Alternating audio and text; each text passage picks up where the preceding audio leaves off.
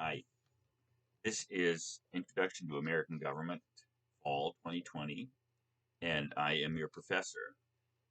My name is Jeff Poelvoorde. That's how you pronounce that strange collection of letters that looks like my name. And by the way, I'll send an email out, or if I don't and forget about it, uh, please let me know if there's a variety of your name that you prefer, a nickname, or as opposed to one that comes with um, the registered roles that the registrar sends us. So again, if you prefer to be called by another name, let me know. Um, what I want to do in this video is essentially walk you through the syllabus and talk about the course. This is for Monday, by the way, um, August 17th. Um, and as I explained in the email, this is an online course because um, even though we're opening personally, as you well know, in person and bodily, some of us fall into vulnerable categories. I'm 68 years old. I'm a little overweight, and I've had pneumonia twice, and that's why we're doing this course online. Now, as I explained it in my email, I want, and I'll come back to this. Um, there'll be three different ways of doing this online, in addition to lots of emailing, by the way. So you have to be very regular about checking your email. And as I mentioned in the email, when you do check and you do receive an email from me, you should immediately create a folder, by the way, in your Gmail, American Government Fall 2020, and then move the emails that you receive from the inbox into that. That way, you'll keep track, and you should do that for all your classes, of course. So, anyway, let's take a look at the syllabus. And as we move through it, I'll explain what the requirements are and how we're going to be doing this and what's unique to this. So, as I said, I have two sections of American government, one at 11 o'clock scheduled. If this was a synchronous class, isn't that a great word? Name my first child synchronous, or my next cat synchronous. But anyway, um, um, and then the 12 o'clock section. Now, for the purposes, as I mentioned in the email of this class, the videos will be the same for both sections. The two sections will come in, more importantly, when I set up the mini Zoom sessions and the individual Zoom sessions. So more about that later. If you're looking at the syllabus, by the way, let's walk through this and I'll explain the course. First of all, there's my principle of honor, and it's also in the last page. The honor code is an important part of Converse College. I used to be an honor advisor, and I've taught at many colleges that have very robust honor systems, and I think this is an important thing. And for your information, I'm a religious Jew, uh, but that's itself not important. I'm talking more about the kinds of students that come to Converse. If you look at the principle of honor, I have two sources for it: Aristotle and the Bible. And it's interesting, in recent polls, graduating seniors of high school, about 70–80% no longer consider cheating to be an ethical issue. Now, ethics is a very complicated issue in human life. And the reason I quote from both Aristotle and the Bible is to suggest that if you are biblically or religiously oriented, then cheating is a sin. It's a combination of lying and stealing. And yet, if you don't believe in God and somehow the principle of honor has to be lodged in something other than a religious principle, Aristotle's ethics, Aristotle's probably one of the greatest examples of a secular, if you want to call it that we might call that today, a philosopher trying to come up with a principle of honor by which a human being who doesn't necessarily believe in God or the gods or the afterlife would nevertheless stake his or her personal behavior on a sense of pride or a sense of what's noble in oneself. In this sense, cheating is base. It destroys your nobility and reduces you as a human being. Now, again, I teach political philosophy, and in modern political philosophy, we start out with Machiavelli, and of course, Machiavelli says that's all baloney. The only thing that matters is if you're going to get caught or not. Again, this is a difficult, complex question, but that's the principle of the honor system, and I endorse it wholeheartedly at Congress. A little section about things you should never say to a professor. I just have to say, in the last couple of years, things like thanking you in advance, which it's not just a question of professors. I hate it when somebody says thanking you in advance. They're trying to manipulate you emotionally. And oh, and did I miss anything important in class today? No, nothing important happened in class. Now, by the way, as for attendance, as I'll explain, um, watching this video and basically for each class, I'll try to do about a 35 to 30 to 40-minute video, leaving enough room for us to catch up in our mini Zoom sections and then our individual Zoom sections for just a few minutes each week, so that I have both individual contact with you and some feedback, aside from email or even texting and calling. I gave my home number, by the way. That's 864-597-6855. I live in Charlotte, by the way. And so I'm open to be contacted any time of day or night, except when I'm asleep, of course, and turn off my phone and etc. But I don't, strictly speaking, have appointments, office hours, because I'm not on campus this term. So basically, if you need to talk to me other than a scheduled Zoom appointment with your group, your mini group, or your individual appointment, I'm always available. So just let me know. If you look at the course description and objectives, this is a very intensive introduction to the system of American government politics, initiated by the Declaration of Independence, cemented by the framers of the Constitution, and as our nation has unfolded, and including the development of our institutions over the last several centuries. I don't generally teach courses in contemporary issues or current events or anything like that. This is essentially an introduction to the American system of government. And on Wednesday, by the way, I'll talk a little more specifically about what politics is, what I do as a political scientist, and how that determines what we're going to look at in this course. Let me just say, I mean, I think college should be hard. It's not like high school. Many college students, many polls indicate that many college students don't think college is hard or should be hard. I disagree with that. I think higher education is like a boot camp form of the intellectual life, or like athletic training or musical training. Nobody goes to a conservatory or to go out to play sports and not expecting to work hard. So this is a demanding course. I demand a lot for you, and there's a lot of response in this course. But that's how I know as a teacher if you're learning the material and understanding it. Good. You can look at the course objectives yourself. And I just really spoke about the issue of course difficulty and workload. Now, for required texts, there are 2 textbooks, aside from whatever I might send out as an additional Xerox or handout or PDF or something like that. Or I don't put too much stuff on reserve for this course.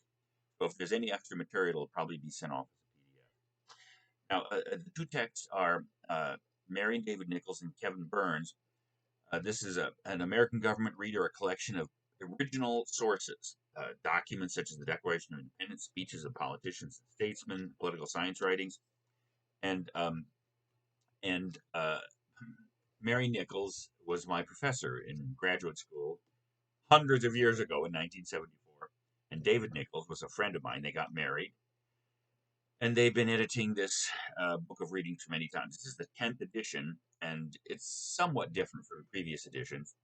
And I know textbooks are not cheap, and therefore the bookstore has both used and new editions of the 10th edition, and I think the 9th edition.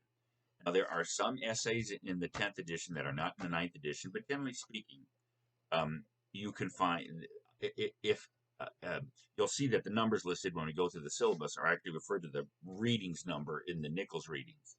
And these are for the 10th edition, but you'll see there's often only a variety of a couple of numbers. Essentially, almost all the articles that I'm using from the 10th edition are also found in the 9th edition or even previous editions. And the articles that aren't, I'll send out a PDF of. Now, again, that means you may have to hunt for them in the 9th edition if you bought the used book or something like that. But that's what those numbers on the syllabus refer to when we go through the weekly schedule. The Wilson text, James Q. Wilson was one of the most famous political scientists of the 20th century, and most textbooks are terribly written. They're written below grade level. The presumption is that high school or college freshmen are illiterate and read at an 8th grade level. And so most college textbooks are overly expensive, underwritten, written by committee, and at least this textbook has the advantage that it's written on a college level. It's well written, and it presumes your intelligence. And although it's been modified, James Q. Wilson died at the age of 98, I think, about 10 years ago or so. He had a long and a fruitful career, and this is, I think, the finest available American government textbook. And I discovered after many years of teaching American government and experimenting with different ways of doing it, um, I love teaching original readings because I think it's important to put American students or students of American government in contact with the original writing, the Declaration, the Constitution, the Articles, the amendments, again, major laws, cases, court cases, and writings of political scientists. Yet, my experience has taught me over the years that students also need a kind of a coherent background for facts and also perspective. I'll provide some of that in lecturing, but basically that's why I use the book of readings and the textbook. Now, this is the recent textbook is quite different in many ways. It's slightly different arrangements, and I think it has both this most recent edition, the bookstore, and I think the 11th edition.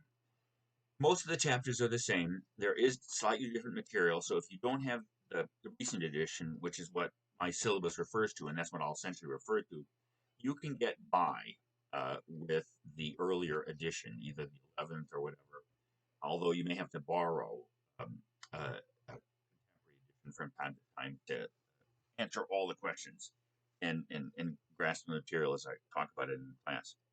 So if you're looking at the syllabus, the requirements for this class are there'll be 3 midterms, which is in semester exams, and roughly, as you'll see when we go through the syllabus, arranged by weekly schedule and major topics. Basically, during the semester, we'll do essentially 2 topics per exam, and for the final, which counts a little bit more, it's not comprehensive, but there'll be a little bit more material on the final, as you'll see, and that's why the final counts 30. And also, the presumption is as you move through the course, you'll get better at the material and grasp it better, and therefore more weight should be on the final. And participation and attendance counts 10%. And again, as I explained in the email, what your participation consists of is watching this video for the thrust of the lecture, and all the courses that I teach at Converse. Basically, this is the major introductory course, a 100 level course that I teach, and I would say it's not essential. Even when I teach it in person, it's probably 60% lecture, 40% discussion, maybe 70%. I tend to be a discusser. I enjoy student participation. The online format, unless you're doing the full class in Zoom, which, for instance, I'm doing my ancient political philosophy class, because there are only 11 students in that class. Zoom works fine, and that was my experience when we shifted online in the spring. For a larger class like this in 2 sections, I'm going to do essentially the lecture through video, and I'll try to do the seminar or the discussion part through Zoom sessions with mini Zoom sessions and individual Zoom sessions. So, as I explained in the email, since this is not a synchronous class at 11 or 12, essentially I'll try to post the video lecture on my YouTube channel probably in the evening before a scheduled class, and then you'll essentially have from that evening until a set time, about 3 o'clock in the afternoon on the day of the class, which you have to watch the video, and this is how I'll take attendance. You'll have to write a short paragraph, like 1 to 2, 3, maybe 4 sentences summarizing what you thought the core of the lecture was. Now, that's a good exercise anyway, because it forces you to review, and it's the way I'll take attendance and judge participation, in addition, of course, to the Zoom sessions. Now, if you're looking at the weekly scheduled topics, let me run you through that, and then we'll talk about some other aspects of the course. I've also sent out, by the way, daily schedule of topics and readings, which is a more specific day by day. Now, I have to say I have a notorious reputation for not keeping up with the schedule. I try, but that's just who I am. Fish gotta swim, birds gotta fly. I've got to get behind, or else I'll die. How's that for a rhyme? Many years ago, when I really kind of got my stride with this course and decided I understood how to lay this out and teach it to students, I thought the best way to organize this course in its overall structure as you'll see in what I ask you to learn and how to learn it, is essentially to lay in front of you the kinds of questions that an educated, a college-educated person should be able to answer about American government. And so the weekly schedule of topics of the 14 weeks of the semester essentially gives you the pace and the kind of materials and the number of the readings and everything. So if you look on the daily schedule, it tells you basically what kind of subject we're going to get to day by day. It breaks down the weekly schedule and it tells you the reading. I'll send out one other daily schedule, and that's of the PRQs. That's a term you're going to become very familiar with. Preparation and review questions. I'll come back to that later because that's an essential feature of this class, as I'll explain. So if you're looking at the weekly schedule of topics and major questions, you should be able, if you study American government, you should understand the core principles of the American political system, its foundational principles and the things that Americans believe in. And you'll see that, of course, that's the primary document of our national life is the Declaration of Independence. It answers the question of what government is for, where governmental power derives from, and I'll talk about the historical and theoretical background of that, of course.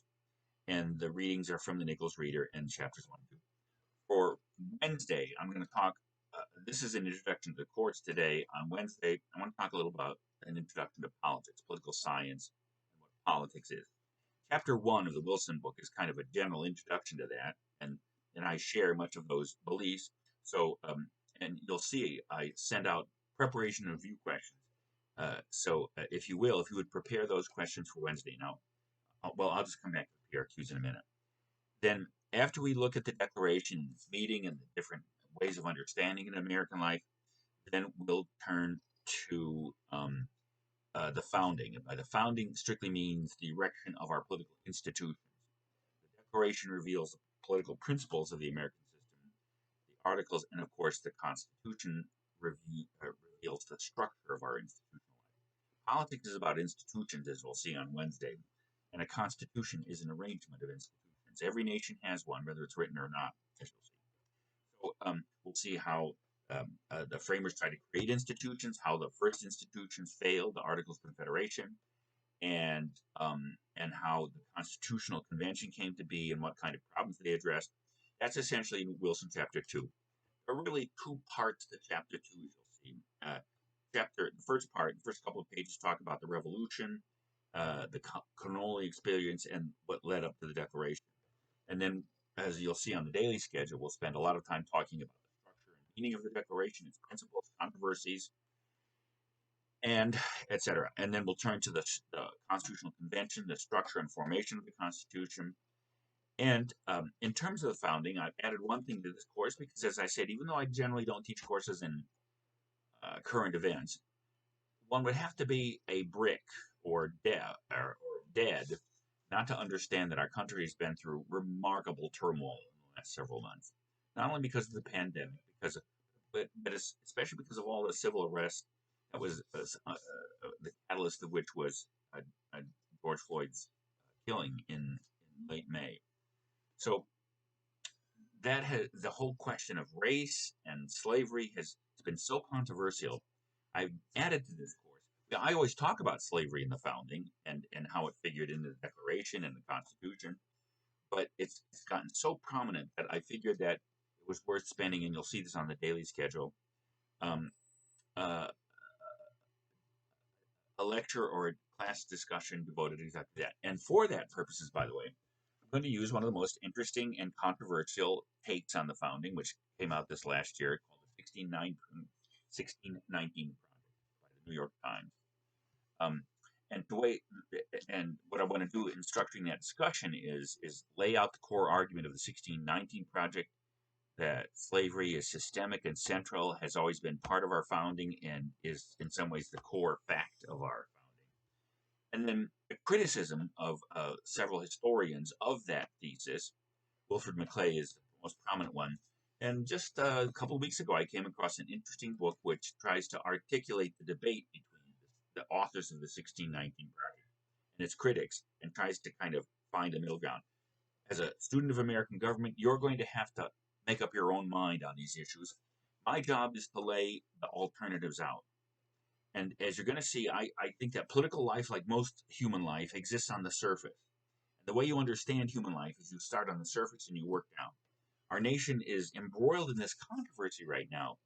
And again, the way to understand this as Americans and the way to understand American life differently from those people who disagree with you is to get to the fundamental questions. So, after we look at the founding period, and this is in Roman numeral 2, by the way, then we'll turn to an extremely intense review of the Constitution. Technically, by state law in South Carolina, all institutions of higher learning have to have some review of the Constitution or some instruction in the content of the Constitution. And to some degree, that's also something of a federal mandate. And so, part of what I do in this course is have students really get to know the Constitution very well. Now, that's both harder and easier than it seems. Our Constitution, our original Constitution of 1787, the original Constitution before amended, about 7 pages long. That may seem like a lot. And there's a lot there, by the way, because the framers worked out an amazing amount of aspects of American political life. Not all, by the way, as you'll see. But there are other constitutions. The Constitution of India is 237 pages long. The Constitution of the European Union is 512 pages long. So the American Constitution is relatively short. It's the first truly modern written constitution, and almost all other modern constitutions imitate, in one way or another, the American founding and the American written constitution. So, then, after sort of looking at the principles, the founding, and the nature and content of the Constitution, we'll turn in Roman numeral 3 to specific issues in the constitutional system in our institutions. The first great question, you'll see this goes back to the Articles. It involves slavery. It involves the Civil War. The question of the division of power between the national government and the states. The federalism question. Now, that's a yawner for many students, but it's interesting. I mean, the question of that division has been the source of all of our major political controversies, including the contemporary ones, such as the pandemic and healthcare, etc. And then after that, we'll go right through the institutions of American government, the Congress. Now, instead of going right on to the presidency and the judiciary, the way I set the course up is we turn to one of the most controversial features of the contemporary system, the Electoral College. And the Electoral College has gotten more and more controversial in some ways, especially since the election of 2000, when Al Gore won about 500,000 more popular votes than electoral votes. George Bush, of course, that was very controversial because of the split vote in Florida. And of course, the 2016 election, when Hillary Clinton won roughly 3 million more popular votes than Donald Trump. And yet Donald Trump had a remarkably large electoral majority. So people are aware that the Electoral College is not a perfect measure of the national vote. So we'll look at the controversies about the Electoral College, and I promise you, one thing you'll be able to understand from this course is how it works, how it's supposed to work, how it works now, and the controversies surrounding it. Like, again, these are the questions I raise. I don't answer them for you. I have my own opinions, but my job is not to make you think my opinions. My job is to make you see the issues and the controversies. You have to make up your own mind. So after that, we'll turn to the presidency, certain aspects of governing between the presidency and Congress, which are the two primary governing institutions. And the last major set of questions we'll turn to is the judiciary, which has become more influential, more controversial, and more central in some ways to American life than even the framers anticipated. So that's the course as I've laid it out. So again, as I mentioned, that's the sort of general layout of the course. The main questions we'll answer in the order that we'll do it in on a weekly schedule. When you look at the a daily schedule that I sent out, again, I try to break it now down by day-to-day subject and the core readings for each of those days. As I said, I will send out one more schedule, and that's the daily assignment of preparation and review questions, PRQs. Let me explain PRQs. About 10 years ago, I came up with a system making sure that students prepare for class, because students generally, I hate to say it, and I'm not attacking you, college students do not tend to prepare very hard for class. And in a way, that would be like going to a music concert without practicing your music, or going into a sports competition without practicing your sports. But I have to say, one problem is, and I'm not indicting our school system, but study skills are actually a difficult skill, and they have to be taught and learned. And the intensity of the material you're supposed to learn in Converse, excuse me, college. What happens when you're 68 years old? Your Rolodex, the little thing, all the same words get mixed up, and happens. Medication. So anyway, um, uh, so you have to learn how to study, and you have to decide to study. And uh, one of the great difficulties with college is again, many students come to college without really having learned how to study material and what kind of questions, how to learn to ask questions, and what to take away from it. So I came up with a system of preparation and review questions. When I first did this in all of my classes, I then structured preparation questions for all the materials for class, and I required all students to submit those in writing before class. Oh, it may be probably the most hated man in the Western world next to whoever you hate. Um, and besides, then I got swamped in grading because of a ton of material.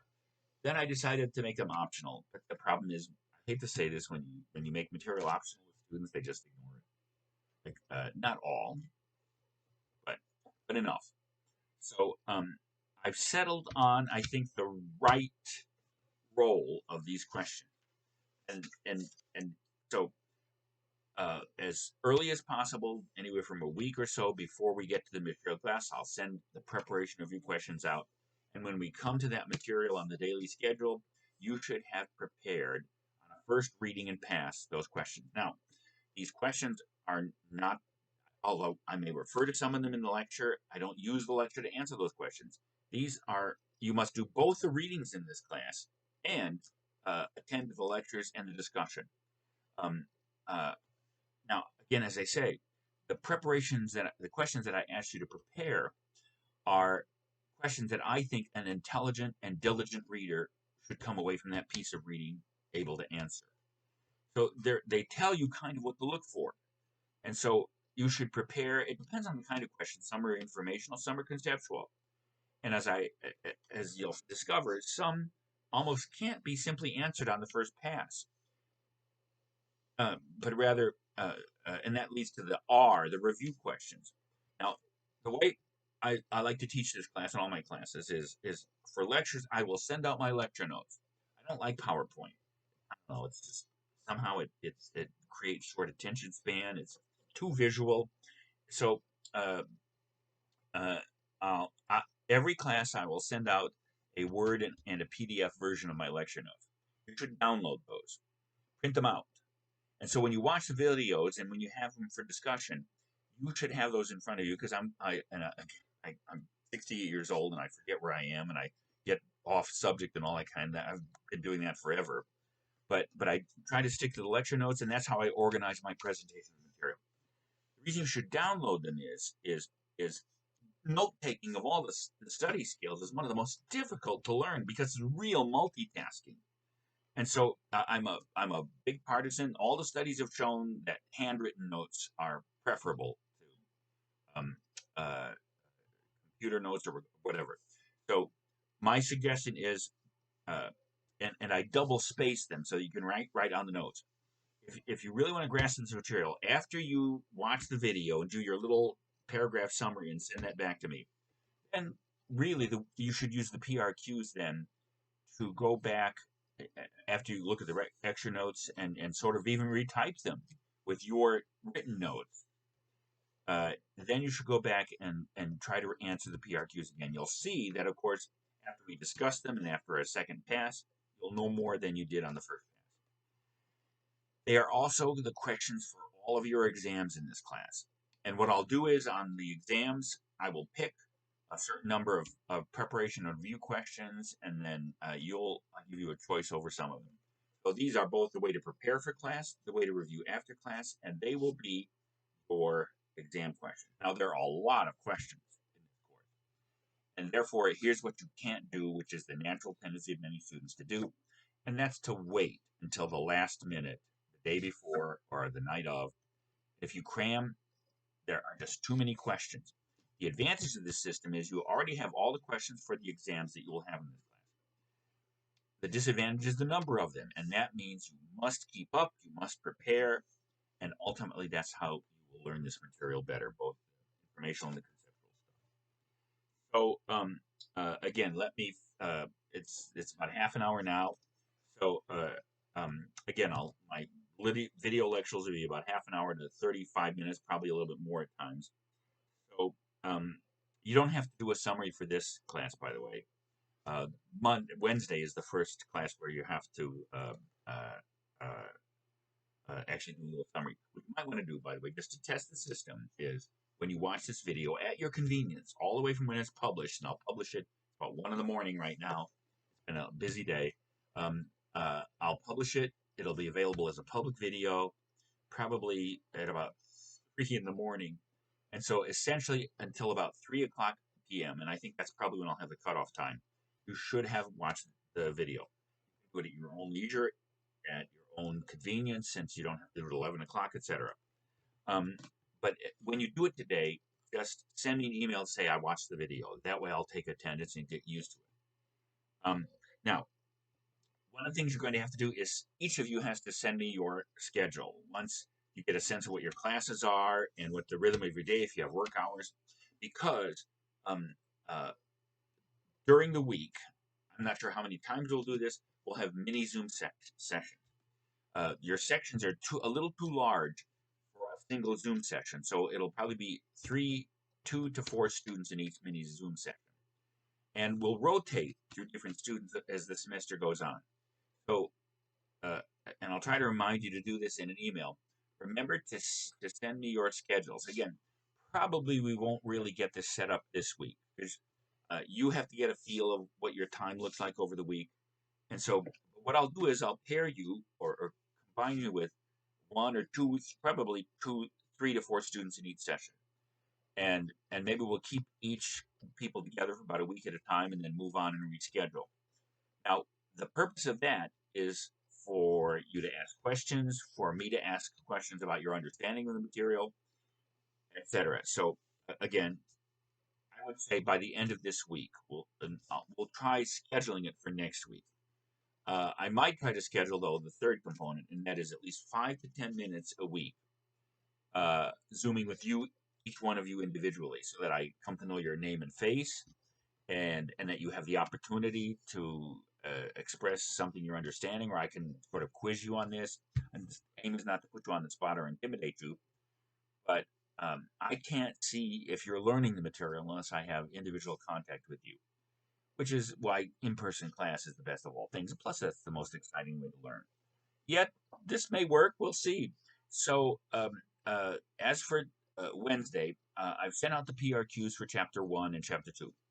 We'll start our substantive discussion of the Declaration and the Revolution, and I'll start on Friday with a historical overview, and I'll and again by tomorrow, probably or the end of tomorrow, I'll have the day-to-day schedule of PRQs, and I'll try to be sending them out anywhere from a couple of days to a week in advance, so you have time to prepare and read the material. So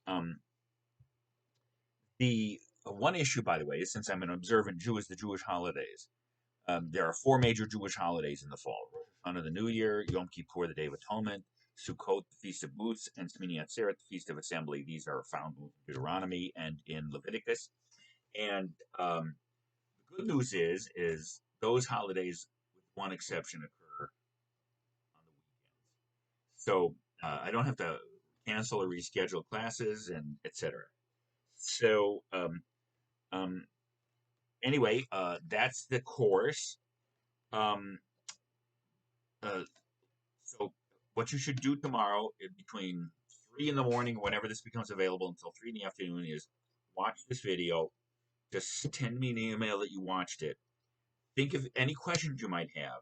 And remember, I'm always accessible by email, and you don't have to schedule that. And I've even put my home number there. If you don't call me, you can text me. I don't answer the phone, by the way, from sunset Friday until, or email for that matter, until, that's the Sabbath, from sunset Friday until sunset Saturday. Or the Jewish holidays, but that shouldn't be an issue again for us.